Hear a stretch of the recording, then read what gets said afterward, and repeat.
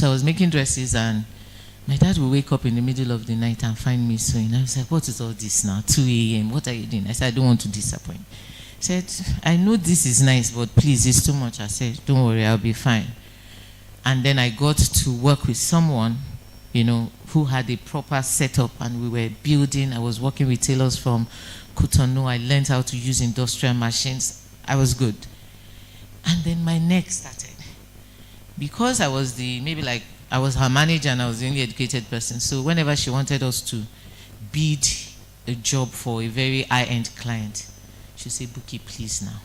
I don't want them to mess it up. Help me do it. I'm not supposed to be a bidder, right? But I'll now sit and I'll be bidding because I would want it to come out. You follow the lines, you do all the designs. By the time I had finished, my neck had started to sing a song, and I was like, hey, Buki, this is a fantastic passion that I like.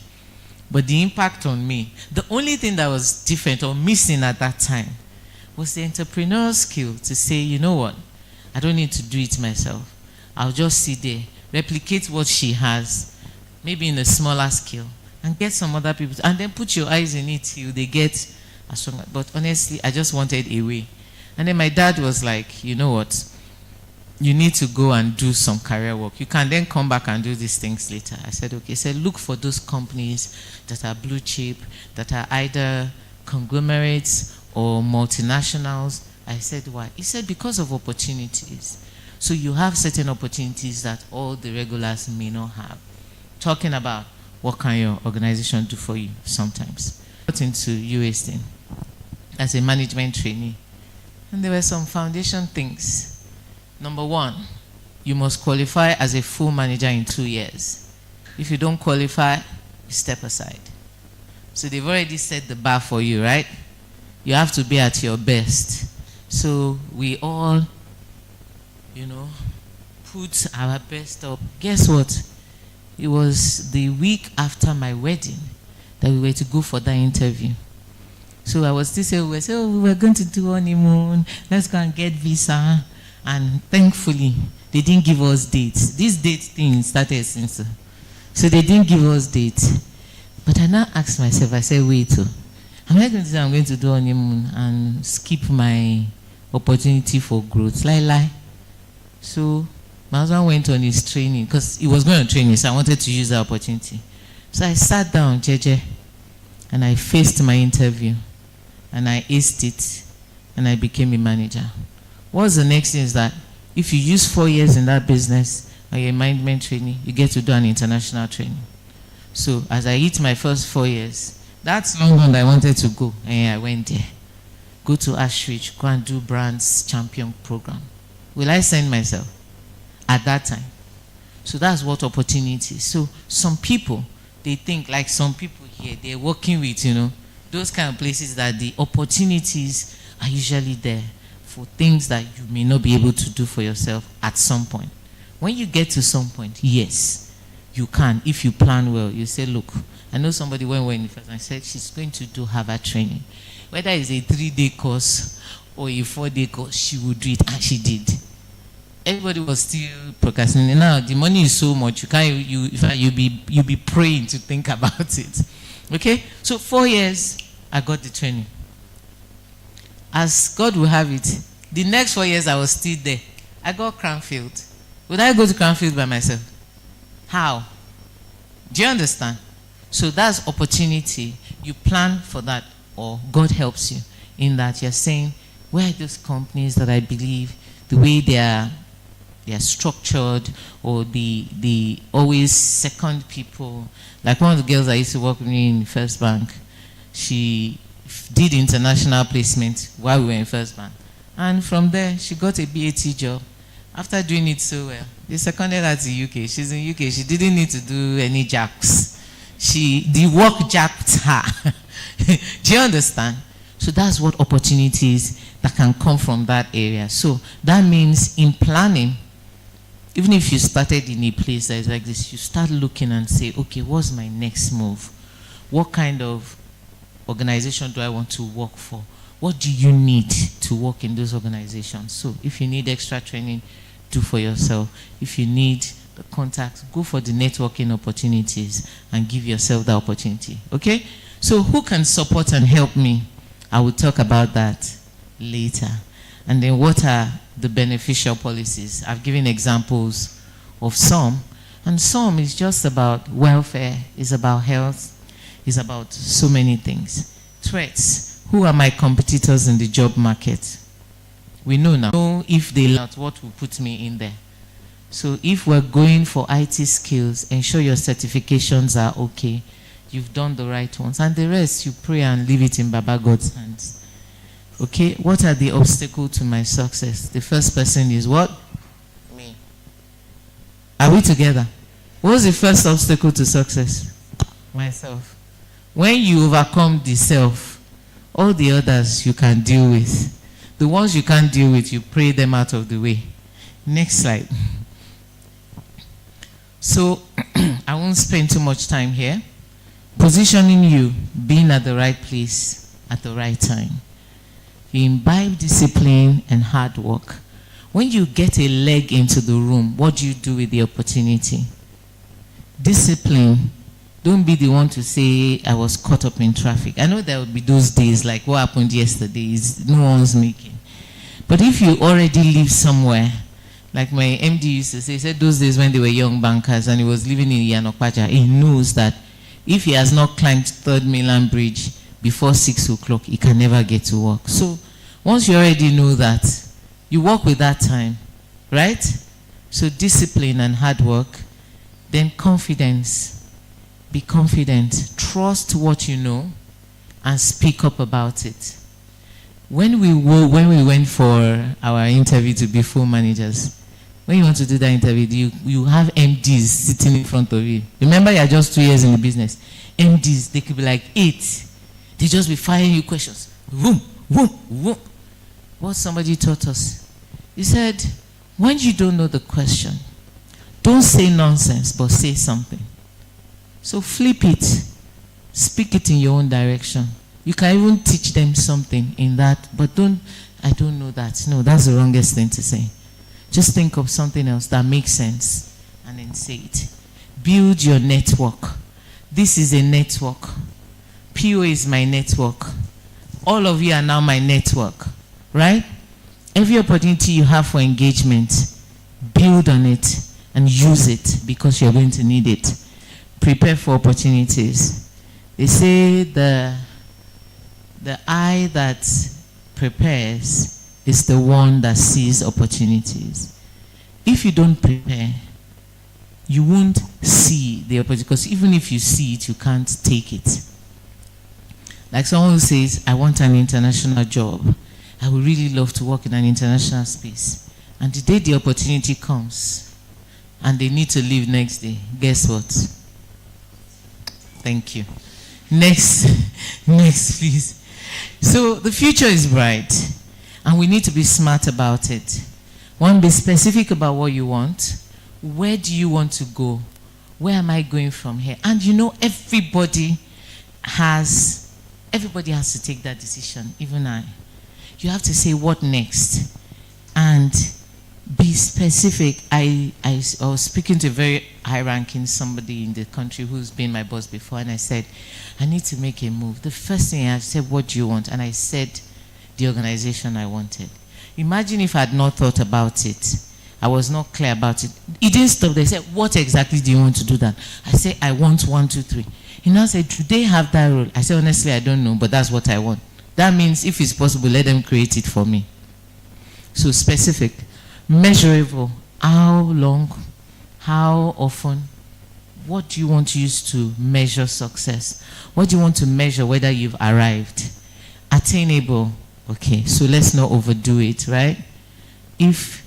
What goals can you go for and how can you attain it? Let's not take something that is completely outlandish, that either puts you in trouble or sets you up to overdo yourself. Relevant. I'm not an IT guru, so they can't be saying they're looking for IT specialists and I'll put up my hand. Those kind of skills don't come overnight now. Unless the Holy Spirit comes upon me and like tongues, you now start speaking Java language We start speaking Python. How? The thing that they showed me during the day, I don't understand. How? No way. You know? And then time bound. Give yourself. How long do I need to chase this? Next, please. So this image, what does it connote? Let's go to the next slide. You would see. Mentors and sponsors. You remember what we said somewhere that we said, who can support you? Or what kind of support do you need? There are people called mentors and sponsors. A mentor is someone who shares knowledge and provides guidance, while a sponsor is someone who actively, note the word, actively promotes your growth, provides access, say that again, access to opportunities at work and or advocates for career advancement. Remember, some people, they will tell you, said, my getting to this place is because I've climbed on the shoulders of some people. If you don't have shoulders you're going to climb, that journey is going to be really long. All right? We all need it. Let's move on to the next slide so that I can. So what's the role of mentors and sponsors? A mentor will provide advice, feedback at work or not at work, may be in your place of work or not, but they coach you either formally or non-formally and say, look, in this kind of situation, you should do this, do that. Okay, when you've gone to do that thing, come back to me. Let's review. That's what your mentor does. A sponsor will actively advocate for you. I'll tell you a quick story. So, in the organization where I work, I needed to move to the next level. And that level is quite a jump, right? When we were coming in, it didn't happen. They said, oh, it will happen after. And then everything got muddled up. So something happened and I went to see the top man for something else. And he was going to say, okay, what's your feed? What do you think about this? And I gave my mind as it was. And he was even almost like abusing me. What do you mean? Like, how can you say that? I said, but that's the truth. That's what it is. That's what we're feeling. He said, okay, don't worry. We've done something about it. Come and see. And then he shows me something. What he showed me gave me insight to something else. And I spoke about it. And he was like, are you saying you've been on that grade before you came here? I said, for over 4 years. He said, no, it's not possible. I said, it's very possible. He said, anyway, that's not my business. That's not why you came. But me, for where? I sat there. I said, I've become your burden from today. Whatever you're going to do about this, better do it. And I didn't go to sleep. But me too, I was praying. And, and I kept on doing my work. When the opportunity came, there were 2 of us. Never mind, I even recommended the second person. You see me, it's like I'm setting up myself, Abby. But you know what? When time comes, nothing will stop you from moving up. So it was time to choose. And the person was a guy, and me, I'm female. And all the Agbayas in the room chose the guy. And they said, yeah, so drop. We said, no problem. He did not drop. Carried the 2 of us to the next level. And had to stand there for 45 minutes defending why this person must go. Till those people, they now looked at it, they said, no, this person is very skilled. She has a lot of experience. If you drop her, you have to go and replace her with somebody with equal ability. Nobody could answer that question. Needless to say, the 2 of us passed through. So what am I saying? You need a mentor to continue your growth life. But you're going to need someone to be in the room when they're discussing you. So wherever you're working, if you don't have that person yet, think about it. Look around. It could just be someone that, and guess what? Before I got into that organization, when I left that toxic place, I needed to move somewhere.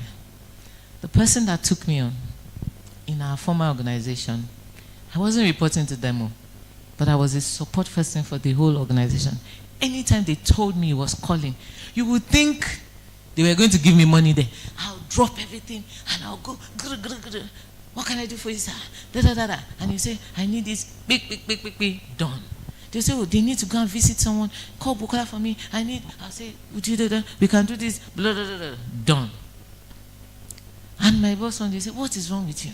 Why you always, you don't know you're a senior person? I said, hey, it's not a senior anything. I just feel I should do what I need to do. When the guy saw me and he said, see me tomorrow. The first day of the working year, he said, see me tomorrow. 2 days time, they set up interview. Some of the things you do will give you sponsors. Some things you do will give you mentors. And the day it will cost them, they will drop everything for you. Can I see remaining 1 or 2 slides? So what's your own role? Because you have work to do. Ensure your contributions are noticed, and ensure no one takes recognition for your ideas. If you are the one who brought an idea and somebody is saying, just find the right opportunity to say, actually, I worked on that thing. Focus on being vocal and visible. We did not say loud, neither did we say noisy. We just said, be vocal. When they want to hear about opinions, please raise your hand and share your thoughts. Never be afraid to share your thoughts or your opinions. No, there's no right or wrong anywhere. If you were ever in science class, they'll tell you there's no right or wrong answer. If you were in art class too and you're writing literature, they will say there's no right or wrong answer. So why should you now not speak up? And then visibility. All of us that like to hide, help nobody. You have to be visible. When they're running projects, volunteer. Show your ambition. Take on additional tasks. Build a network. Put yourself up for projects, right? And that one we said. Identify a sponsor and be bold about what you want. I think we're almost there. So, opportunities don't what? What do? You create them. Make room for yourself where it matters. If the room is crowded, find a way to create the room.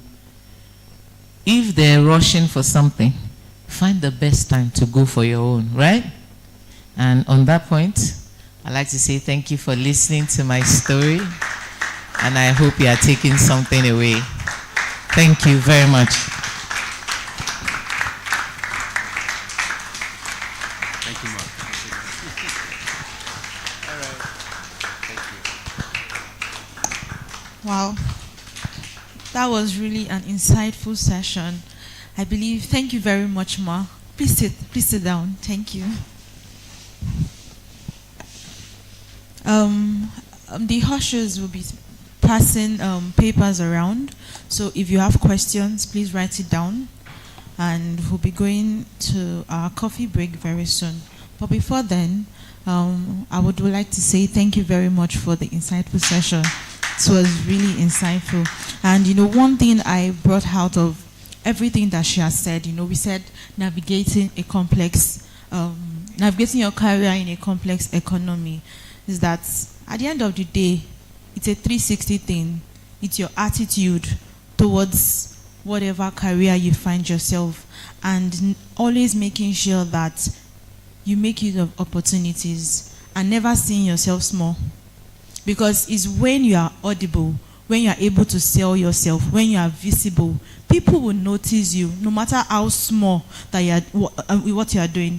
So even if it is, okay, for example, you are not currently in a job, but then you are showing up, you are coming out there, you are telling people, this is what I do. You are taking up roles. People will look at what you are doing, they will see your commitment, and then they can say, oh, they can actually recommend you for other things. So no matter how complex the economy is, there is a space for you, there is a role for you. So if you surround yourself with negative thoughts, if you say, oh, Nigeria is this, Nigeria is that, you would never see the opportunities around. You would never see it. But if you tell yourself, I could remember when I finished NYSC, and then I was coming to Lagos because I was giving birth to in Lagos, but then I was always going out of Lagos. And then I came to Bauchi and I came to Lagos, and I asked myself, what's the next thing? And I think I was on the road and I told myself, Lagos will open to you. So I didn't care whatever road I was going to do. I just said, Lagos will open to me. And I could see that it has opened because everywhere I go to, I'm always taking up roles. And then she mentioned sponsors and mentors. A friend can be your mentor. Somebody that is younger than you can be your mentor. I could remember the person that introduced me to social media management. I was in Bauchi. We were all in a gathering like this, a boot camp, and we became friends. And then they mobilized her to Bauchi. She said, oh, I'm a foreigner. She's coming to Bauchi. And then I saw her. She was working for She Leads Africa there. I said, what are you doing? I finished from Greek economics. Okay, she said she's doing social media. I said, I think I love it now. I do post on social media, so I can learn from you. And then we started. I tell people that she's my mentor. Even if I'm older than her, she's still my mentor. If I have difficulties, I still go back to her. Even in church, my team lead is my mentor because I'm learning from her. So anybody can be your mentor. Anybody can even be your sponsor. As far as they put that word out for you. My pastor is my mentor. He's my mentor. So, do we have questions written down? Let's just take one or two before we go for our coffee break. Anybody?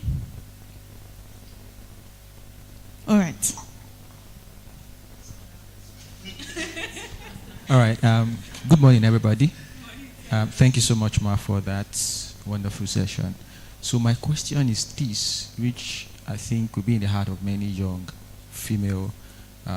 I'm a human resource consultant, so I get to speak with young female employees a lot. So how do you really navigate the place of when you get into marriage, childbirth, and your career? How do you manage that pause and to still stay relevant after you come back from childbearing and all of that? So this has always been an issue for young folks. Thank you. Questions before I take that?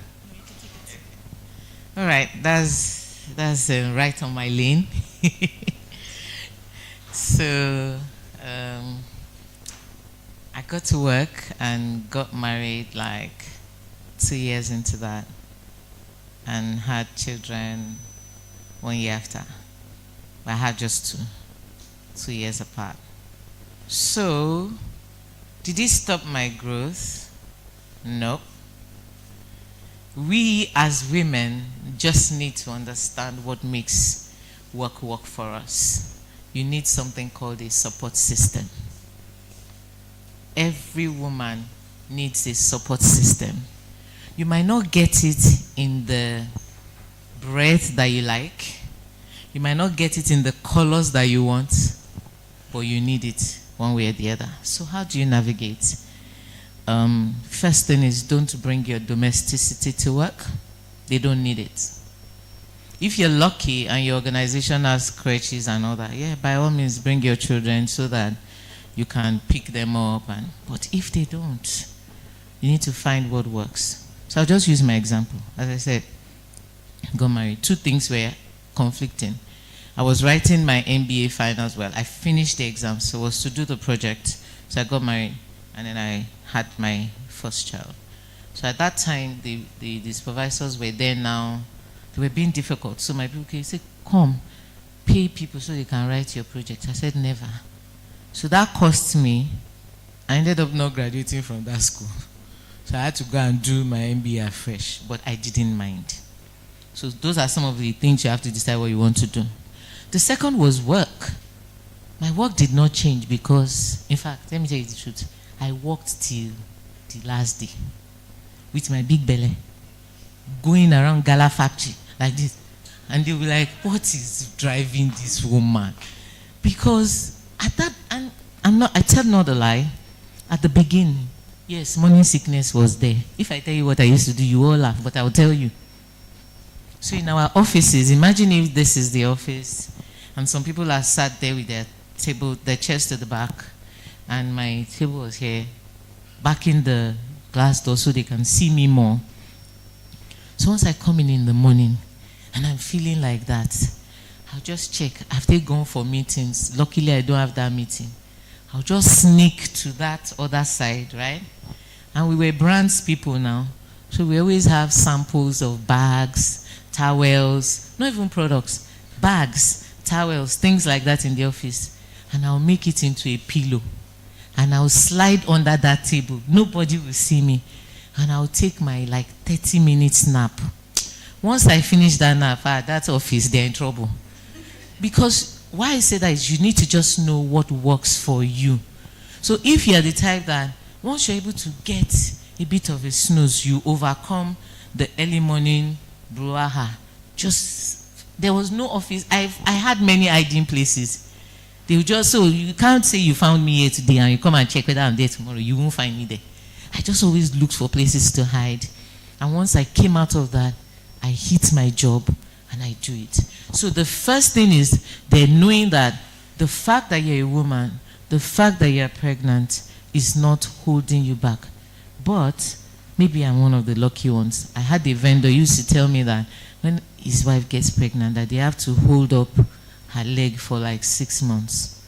So that means if you're in that kind of situation, just go and look for entrepreneurial work to do for that period that you'll be doing your childbearing.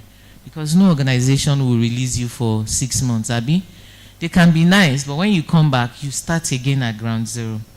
So I had friends who started pretty early, so they didn't catch up as fast. All the time when we went for those interviews, me, I was just getting married. They already had children. Do you understand? So those are the issues. But when do you now have children?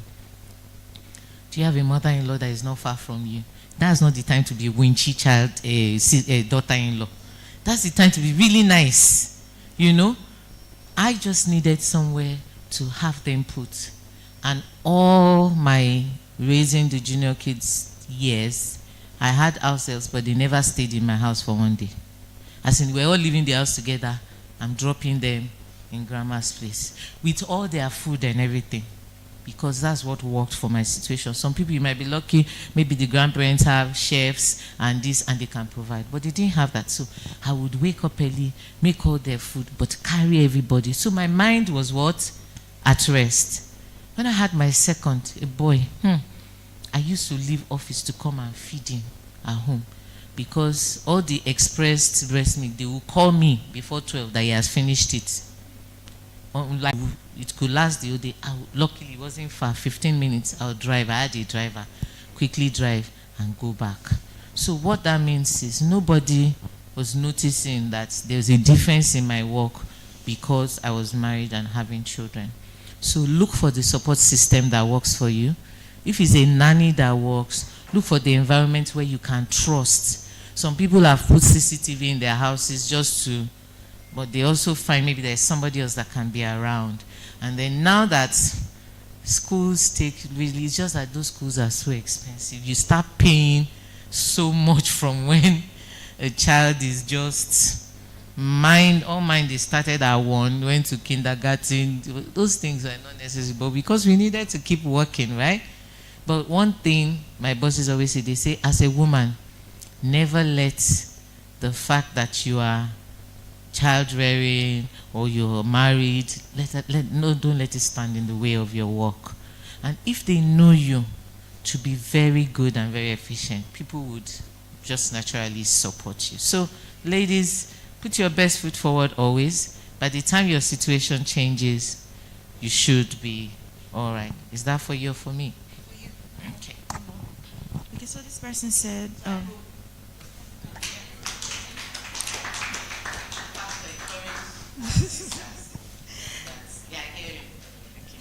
I'm trying to transition into a career. I've taken the necessary courses needed and did some volunteering, but I don't have hands-on experience, and this is a challenge in job acquisition.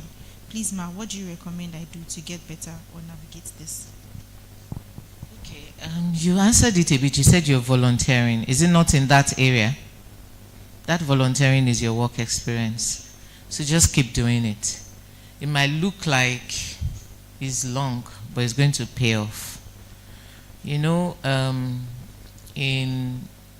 remember where I said that I was, all the time Unilag was short. I wasn't even working. I wasn't out of school.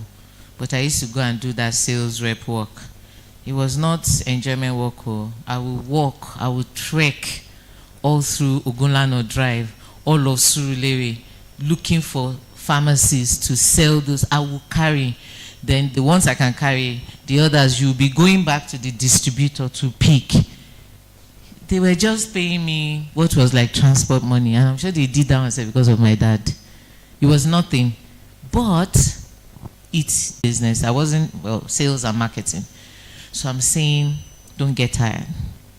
Somebody is going to speak up for you very soon. So, and if that area is not too technical, let me know what it is. We might have people who can help, and we say, and if age is still on your side, we can put you into roles where they don't ask for experience. And when you don't have experience again, and you've tried, look for management trainee jobs, management trainee openings. If we've passed age, God will still open the door. So don't worry, the answer is here already, okay? One more question.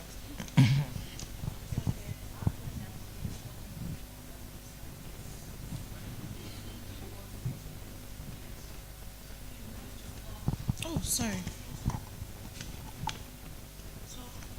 How do you navigate working with a boss that takes your ideas and is relatively difficult to work with? You will always find it difficult.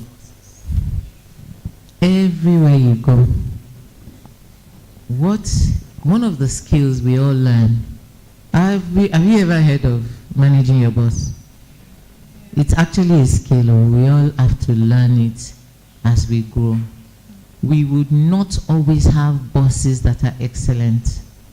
We will not always have bosses who create the right environment, but they are also necessary ingredients in your growth, because they will force you to learn grit.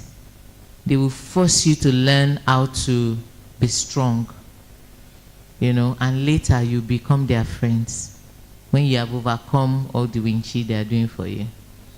So I had a boss, when you enter our office like this, she first look at you from top, bottom, top, bottom, top, bottom. When she finishes, the first question she asks you, you will want to start blabbering.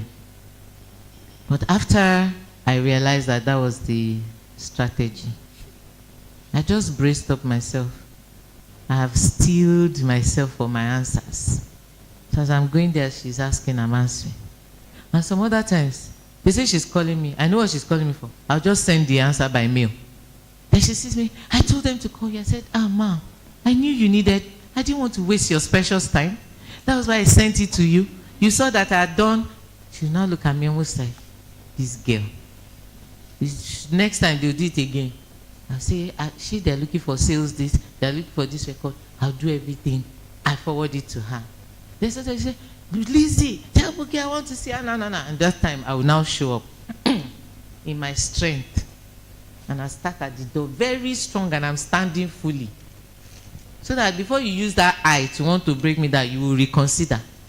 So honestly, difficult bosses will always be there. When they steal your ideas, keep ideating. When they steal your ideas, just keep ideating.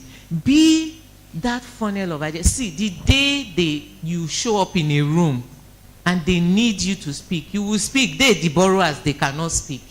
Because you are the authentic owner of the source. They are borrowers. Never let anybody's attitude stop you from being your authentic self. So if you are the ones, you're always coming up with ideas. If they carry down one idea, tell yourself you need to get 10 more ideas next one. So that by the time they carry one day, they will not know when they will say, it's even this person that did this. Okay? So we will meet them. Let's not be afraid of that. Sometimes they really make life difficult. But when you put tea bag inside hot water, what does it do? It infuses out all His glory. So as they are pouring you with those difficult things, just be bringing out all what Baba God has deposited on the inside of you. Ain't nobody ready to kill you if you don't want to die. They are not yet there. They are not enough. You know how the Yorubas say, "One tea poto." That must be your motto. You see anybody trying to navigate nonsense around you, just be telling yourself, they are not enough. They need to go and bring more legends around them to be able to put you down. Are we good now?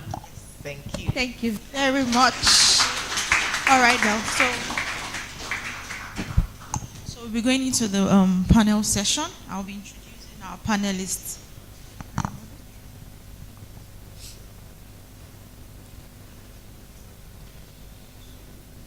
All right. I believe that we all know our mentors, right? And we're going right into the panel session.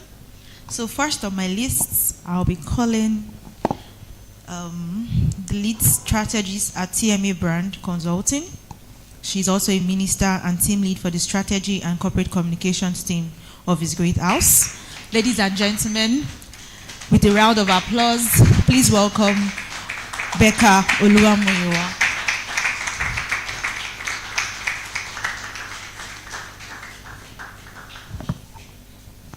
All right, so our second panelist on this session, Victor O. Emaye, is the co-founder of Checker, a digital health platform where people book lab tests and health checks from the comfort of their homes with collection and digital.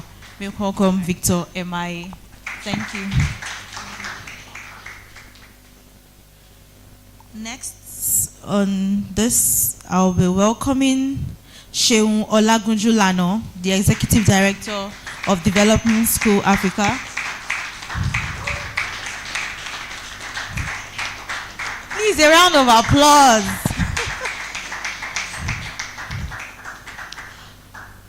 Next, I'll be calling Olumide Glowville Lawrence, a consummate marketing and communications professional with over 9 years of experience driving digital strategy, growth, and communications for brands. A round of applause for Olumide Glowville. Okay, so I'll also be calling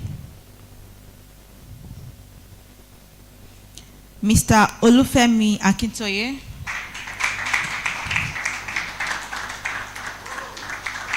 a senior associate in the Internal Audit Governance and Compliance, KPMG. Welcome, Mr. Femi Akintoye. Yes. So who's ready for this session? I believe these are her mentors or in different career categories. For me, I was in digital marketing and I enjoyed my whole class, everything. It was more than a career bootcamp. It was a whole mini digital marketing course that you do on Coursera. But then he gave it to us and it was so simple and it was interesting. It was awesome. I believe other people that attended other sessions will have that testimony. Awesome, awesome, awesome. All right, so we'll be diving into our first question. Okay, so I would like to start with Becca Oluwamuyiwa. Please, there is a mic there. Is there a mic at that side too? Yes, there is. All right. Okay, so my first question is, how do you stay inspired, like to keep pursuing a career in your field?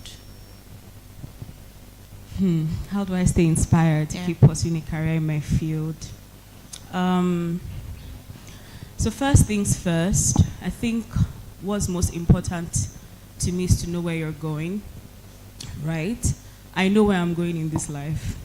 I know what the end point is. I know what the big picture is, and it took me time to get there. I didn't just get there in one day. It took me so much learning, trial and error, so much mental breakdown, so much. It took me a whole lot, right, to finally get the big picture of where I'm going to. Now, even now that I know the big picture, it's still a journey because you're not going to get to that big picture in one day. So how do I stay inspired? First, I can plan as much as I want to. I can look at mentors in the field as much as I want to.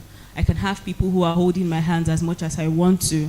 But even when I have people, who are keeping me in check, keeping me inspired, the Holy Spirit is my number one inspiration, right? God is my number one help.